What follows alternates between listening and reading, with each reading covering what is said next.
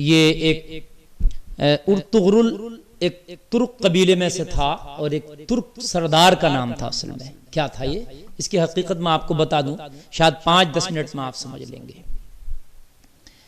دیکھیے اصل میں ایسا تھا، یہ تقریباً 1170-80 کے دشک کی آس پاس کی بات ہے کہ جس وقت عباسیوں کا دبدبا اور دور ختم ہو رہا تھا اور اس وقت ایوبیوں کا بھی دبدبا اور دور ان کا ختم ہو رہا تھا، وہ کمزور پڑ رہے تھے.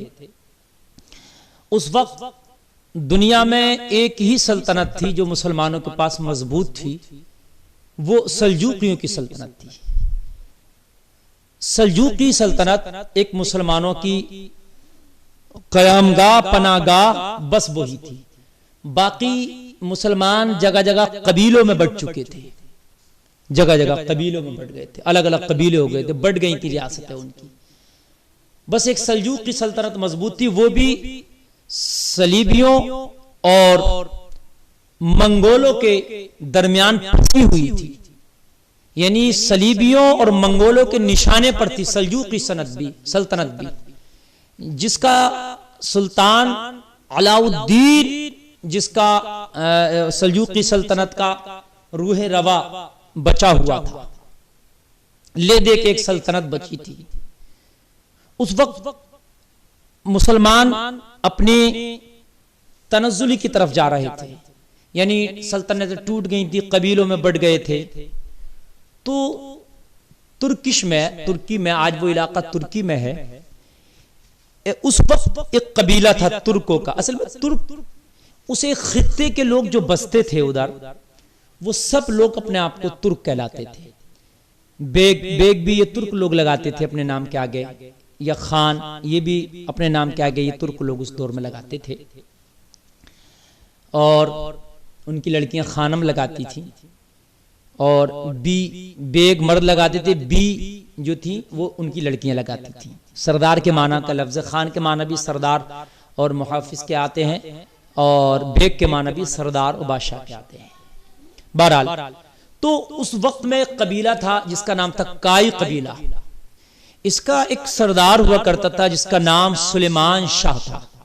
بہت بڑا عادل شخص تھا یہ، اللہ کا بہت بڑا، اللہ سے ڈرنے والا، اللہ کے احکام کو زمین پر نافذ کرنے والا، عدل و انصاف والا، خدا سے ڈرنے والا اور لوگوں کا سچا ساتھی تھا سلیمان شاہ. اور کتاب و سنت کے مطابق زندگی گزارنے والا تھا. یہی قبیلہ آگے بڑھ کر دنیا کی تقدیر بدلنے والا ہے، کسے پتا تھا. اسی قبیلے کے اندر یہ پروان چڑھتا رہا، ہلکی پھلکی ہجرتیں بھی ہوئیں اس قبیلے کی، لیکن سلیمان شاہ کی مخالفتیں بھی بہت کی اور بہت مصیبتوں کا سامنا بھی کرنا پڑا، لیکن وہ شخص مرد مجاہد کی طرح کھڑا رہا.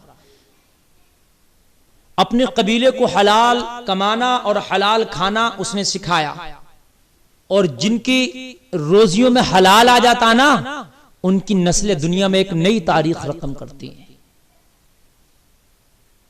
اپنے انتقال کے موقع پر بھی جب دیکھا گیا نا تو چند ہتھیار ہی تھے اس کے جو اس کے ورثے میں تھے، باقی اس کے ورثے میں کچھ نہ بچا تھا. اس کے بعد کسی دریا میں اس کی ڈوب کر انتقال ہو گیا، اور اس نے اپنے کئی بیٹے چھوڑے تھے. اس میں اس کا ایک بیٹا تھا جس کا نام تھا ارطغرل غازی. بہت نیک شخص تھا یہ ارطغرل جس کا نام تھا. آج بھی ترکی میں ارطغرل کی قبر باضابطہ طور سے بنی ہوئی ہے، اور بہت سی وہ ان کی تبرکات اور وہ تاریخی باتیں لکھی ہوئی ہیں وہاں پر باضابطہ طور سے. ترکی نے اس کو محفوظ کر کے رکھا ہے. ارطغرل جب یہ بڑا ہوا تو بڑا ہونے کے بعد میں اس نے اپنے باپ کے نقش قدم پر چلا، اور باپ کے نقش قدم پر چلنے کے بعد اس نے بھی حق اور انصاف کو بلند کیا. پھر اس کی بہت مخالفتیں ہوئیں، لیکن یہ کسی کی بھی مخالفت کو اس نے پیچھے مڑ کے نہیں دیکھا، آگے بڑھتا چلا گیا. اور اللہ کی زمینوں پر عدل و انصاف کو بڑھتا چلا گیا. پھر یہ ہجرت کر کے بازنطینی کی سرزمینوں پر، جہاں پر صلیبیوں کی کہہ لیجئے گا قیام گاہیں تھیں اور ان کی سرحد تھی، وہاں پر یہ اپنے قبیلے کو جو ہے منتقل کرنے کے لیے لے کر چلا. اس نے پرچم، قرآن کے پرچم کو آگے رکھا تھا اپنی زندگی میں. یہ ہجرت کر کے جا رہا تھا، اس کے ساتھ تقریباً 400 سے 500 سپاہیوں کا قافلہ صرف موجود تھا جو اس نے ہجرت کی. جاتے جاتے راستے میں دیکھا کہ دو فوجیں آپس میں جنگ کر رہی ہیں. ایک فوج کے قدم اکھڑ رہے ہیں اور ایک فوج کے قدم جم رہے ہیں. اس نے دونوں میں سے کسی کی اس کو پہچان نہ تھی کہ غالب آنے والی فوج کون ہے اور مغلوب ہونے والی فوج کون ہے. اس کا تو ایک ہی کام تھا کہ مظلوم کا ساتھ دیو، جو پٹ رہا ہے اس کا ساتھ دینا اس نے اپنا مشغلہ بنا لیا تھا. ارطغرل نام کے اس شخص نے جب اس نے دیکھا کہ ایک فوج کے قدم اکھڑ رہے ہیں، مغلوب ہو رہی ہے، تو اس نے ان 400-500 سپاہیوں کو، جو چھوٹی سی اس کی ایک نفری تھی، اس نے حکم دیا کہ حملہ کر دو. یہ کائی لوگ لڑنے میں بڑے ماہر تھے، یہ مہارت تامہ رکھتے تھے، اپنے سے 10 گنا لوگوں پہ زیادہ اپنے سے 10 گنا زیادہ لوگوں پر فتح حاصل کرنے کا ان کو ایک مہارت تامہ حاصل تھی. ان سے ہمیشہ 10 گنا زیادہ ہوئے ان پر یہ فتح پا جاتے تھے. جب بے جگری کے ساتھ یہ لڑے اور یہ اپنی انہوں نے بہادری اور جوابردی کا مظاہرہ کیا، تو جس قوم کے قدم اکھڑ رہے تھے اس کے جمنے لگے اور جس کے قدم جم رہے تھے اس کو اکھڑنے لگے. جنگ کا نقشہ بدل گیا، پاشا پلٹ گیا اور آخرکار جو ہار رہی تھی اس کو فتح حاصل ہو گئی اس فوج کو، اور جو جیت رہی تھی اس کو اس کے حصے میں ہار آ گئی. جب پتہ چلا تو پتہ یہ لگا کہ جو فوج جس کی مدد اس ارطغرل نے کی اپنے 400-500 گھڑسواروں کے ساتھ، وہ سلجوقی سلطنت کی فوج، سلطان علاء الدین کی فوج تھی جو ہار رہی تھی، جس کے قدم اکھڑ رہے تھے، اور جو جیت رہی تھی وہ منگولوں کی فوج تھی. جب سلطان کی فوج کا اس نے مدد کی اور سلطان کی فوج کے قدم جمے، وہ جیتی، تو سلطان کے سامنے اور اس کی بارگاہ میں ارطغرل کی قدر بہت بڑھ گئی. پھر تو اس نے قلعوں پہ قلعے فتح کرنا شروع کر دیے. پھر تو اس نے اتنے قلعے فتح کیے، اتنے قلعے فتح کیے، اتنے قلعے فتح کیے کہ پھر اس کی نسلوں میں اس کا ایک بیٹا ہوا جس کا نام تھا عثمان غازی. اس عثمان نے پھر اپنے بابا کے مشن کو آگے بڑھایا اور آگے بڑھاتے بڑھاتے 3 بر اعظموں پر اسلامی حکومت کا پرچم لہرا گیا، اور اس اسلامی حکومت کو نام دیا سلطنت عثمانیہ. خلافت عثمانیہ بھی اسی کو کہا جاتا ہے. یعنی یہ جو ارطغرل کا بیٹا عثمان غازی تھا، اس کے نام پر نام پڑا سلطنت عثمانیہ یا خلافت عثمانیہ. یہ تقریباً 1923 تک چلتی رہی، یعنی تقریباً 650 سال تک یہ دنیا میں مضبوطی کے ساتھ خلافت عثمانیہ قائم رہی. انہوں نے ہر محاذ پر قائم کیا، اللہ کی زمینوں کو انہوں نے عدل و انصاف سے بھر دیا، انہوں نے اللہ کی زمینوں کو قرآن کے پیغام اور احکامات سے بھر دیا. اللہ اکبر. اور آج بھی مصر کے میوزیم میں جا کر کے دیکھو، وہ کلہاڑا ایک شخص تھا جس کا نام تھا ارطغد غازی، جو اس کے ساتھ لڑتا تھا، ارطغرل کے ساتھ جو لڑا، وہ تقریباً 125 سال کی انہوں نے عمر پائی. بہت نیک تھے بھی، بہت نیک، ولی صفت شخص، بہت بہادر ترکوں میں ان کا شمار ہوتا. ہمیشہ کلہاڑے سے لڑتے تھے. آج بھی ترکی کے میوزیم میں وہ کلہاڑا ان کا موجود ہے، اور اس پر کائی کی مہر لگی ہوئی ہے. کائی کی مہر، وہ آئی پھر وائی پھر آئی، اس طریقے سے ڈبل آئی بیچ میں وائی، اس طریقے سے ان کی ایک مہر، نشان و شناخت ہے ان کے قبیلے میں. تو یہ ارطغرل غازی کا جو سپاہی تھا، ارطغرل غازی جو کلہاڑے سے لڑتا تھا، یہ سلیمان شاہ کے ساتھ بھی لڑا، ارطغرل غازی کے ساتھ بھی لڑا۔ ارطغرل غازی نے تقریباً 90 سال کی عمر پائی، 90 سال تک لڑتا رہا۔